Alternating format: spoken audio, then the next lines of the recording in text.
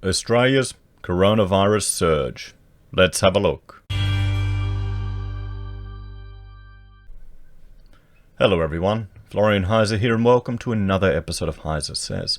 Got my morning stein of coffee and I thought we'd have a look at this article discussing the surge in coronavirus cases here in Australia.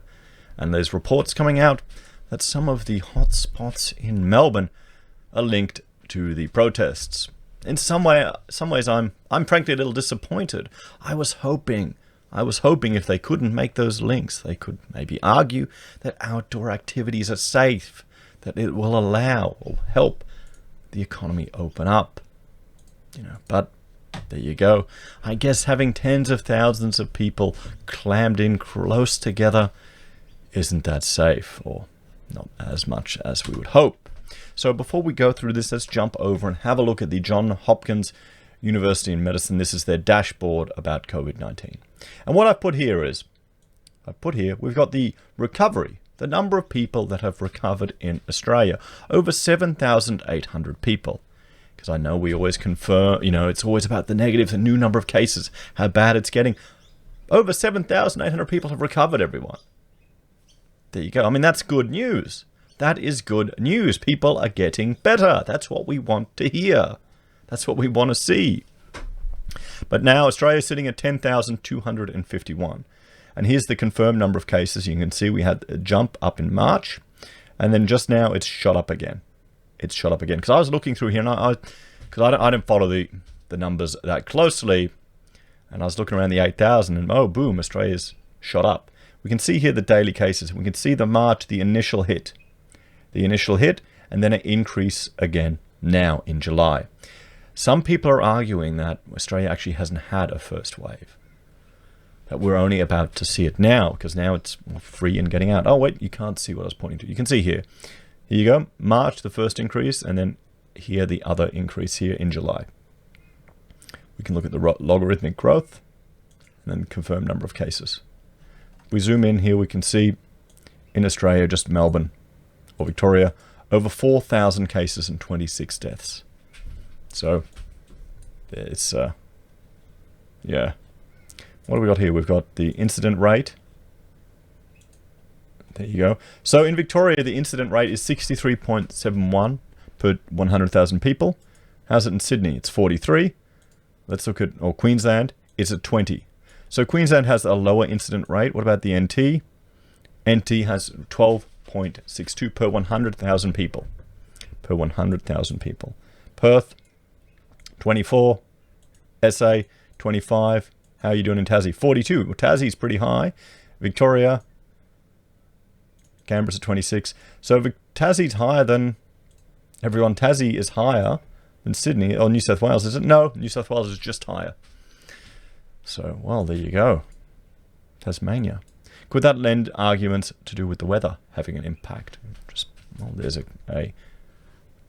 question for you. And we've got the case fatality ratio. Okay, let's have a look. So the case fatality ratio in Tasmania is 5.7%, which seems to be much higher than Victoria at only 0.62%. And you've got Canberra at 2.65%. Sydney, New South Wales, at 1.4%. Queensland at 0.56%. Northern Territory at 0%. So no fatalities in the Northern Territory, which is fantastic. Perth, 1.42%. Tasmania, why is Tasmania so high? Can someone let me know why Tasmania has such a high case fatality ratio, and why haven't we seen that discussed in the media? Let's look at the testing rate. Oh, that's only for the states. Hospitalization rate is only for the states. What do we have? We've got active cases. So Victoria has 1,803 active cases. We don't have any data. Oh, wait, there we go.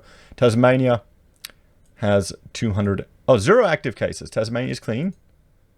Only 5 in Canberra. 468 in New South Wales. 7 in Queensland, so 7's gone up. The number of active cases will affect you. No in South Australia, none in South Australia, 2 in Northern Territory, and 21 in Western Australia. 21 in Western Australia. So that's kind of giving us a bit of an overview of where we're sitting at now.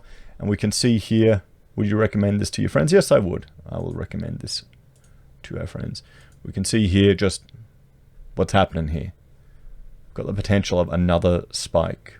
You know, are they going to mitigate it, or is it going to grow? And the argument put forward in this article was asking, was suppression a mistake? Was it a mistake? Experts say Victoria and New South Wales never had a first wave until now, and a mistake made at the start of the pandemic could lead to a full-blown outbreak. You hear it all the time, is this a second wave? But it turns out the question posed by reporters at press conferences and pondered by colleagues over Zoom chats has been worded poorly, because Australia didn't have a first wave until now. Well, think about it, now we're getting community transmission. Professor Nick Talley is the editor-in-chief of the Medical Journal of Australia and has been watching the curve carefully since the pandemic reached Australia.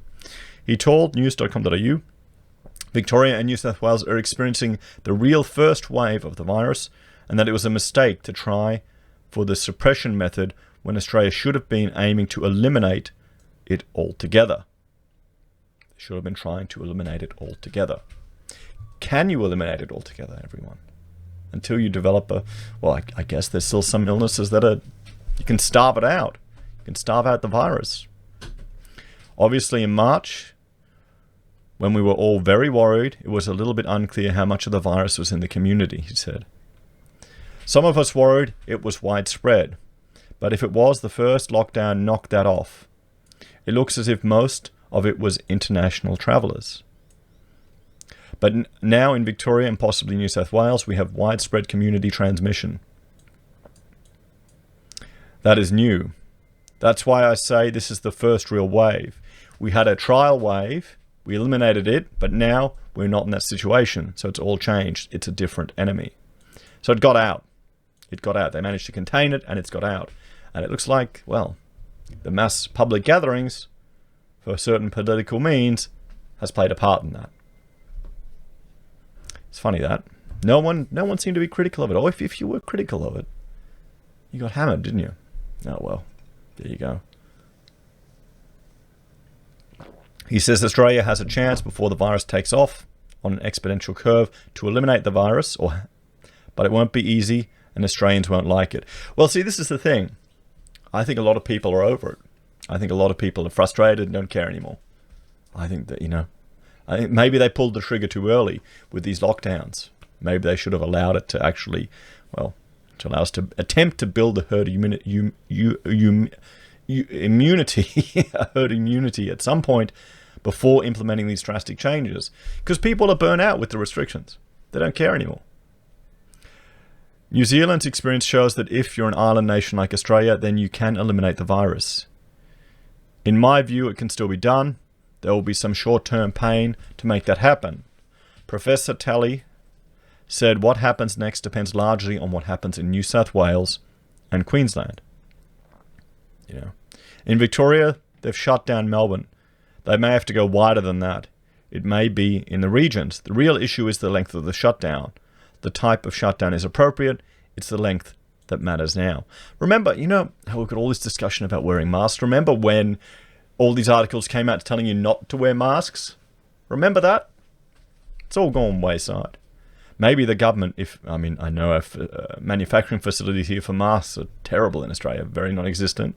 The military had to step in and actually refurbish machines used for parts. What if they'd issued everyone with masks saying, here you go, voluntarily wear these, everyone. We'll keep the economy going. This is a way to mitigate it. He said that elimination would require a very aggressive strategy. It could be considered a success when there were 0 new cases nationally for 2 incubation periods, so a month. The theory that we can ring-fence and eradicate the virus in Victoria has failed. Victoria recorded 270 new cases of the virus on Tuesday.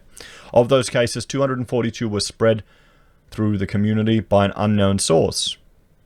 In New South Wales, there were 21 new cases on Monday. Naturally, as case numbers grow, the conversation about eliminating the virus in Australia is gathering momentum. The ABC's Resident coronavirus expert Norman Swan told the 7:30 program, the next 4 or 5 weeks will shape how Australians will live until a vaccine comes along. Victoria's Chief Medical Officer, Brent Sutton, told reporters, as a public health person, I'd be very happy if elimination were a feasible thing to achieve. He continued, I would hope that as we move through this phase in Victoria, that we don't close ourselves off to a re-evaluation of what the pros and cons of the elimination strategy are. Here's the thing, they're putting all these hopes on, well, a vaccination. But, I mean, how long until that's actually feasible? And, what if people conscientiously object to taking something that's been so fastly developed? There's historical precedent for rushed medical interventions having, well, unforeseen consequences. And I think that's a completely rational position to take. When you rush things, you make mistakes, people. Professor of Epidemiology at University of New South Wales and World Health Organization advisor Mary Lewis McLaws told news.com.au she still supports the attempt to achieve close to eradication, and so I still believe going for suppression is not in the long run the most effective approach. It is not yet too late for Victoria, she said. New South Wales case numbers without the return travellers, who have not been a high risk for spreading indirectly to the community through hotel staff, have been low over 2 incubation periods, which is used to determine the level of eradication and control. But Professor McLaw believes New South Wales could be on the cusp of a significant uptick in cases if the current number is not controlled. She told the New Daily, if you get about 100 cases across 2 incubation periods, about 14 days each, in very quick succession, it doubles, and then after that, it can double and triple each period. New South Wales Premier Gladys B is now facing some difficult decisions. But if the virus continues on its current trajectory, so does Prime Minister Scott Morrison. Queensland Premier Anastasia Palaszczuk already made a hard decision. On Tuesday morning, she announced that residents from New South Wales hotspots are banned from Queensland. Travellers who have been in a COVID-19 hotspot within the past 14 days can't quarantine in Queensland and will be turned away at the border, she said. So there we have it, everyone. Discussions of, eradication, or, well, putting the case forward that the first wave wasn't actually our first wave, and now that we have community transmission, we're going to see the real impact of this. What do you all think, everyone? What do you think? And how do you think this will hit our economy? And why do you reckon? Why is Tasmania the highest for our fertility ratios here in Australia? That's pretty high. As always, thank you for watching. Please like, share, and subscribe to the channel. Let me know your thoughts and opinions in the comments below. If you're a fan, there's a few ways you can support us. You can join the channel on YouTube or Patreon. You can support us using our affiliate links at Amazon, eBay, Independent Reserve, or Kucoin. You can buy our merch from HeiseSays. You can support us using PayPal or Gold Pass. Take care, everyone. I'll see you next time.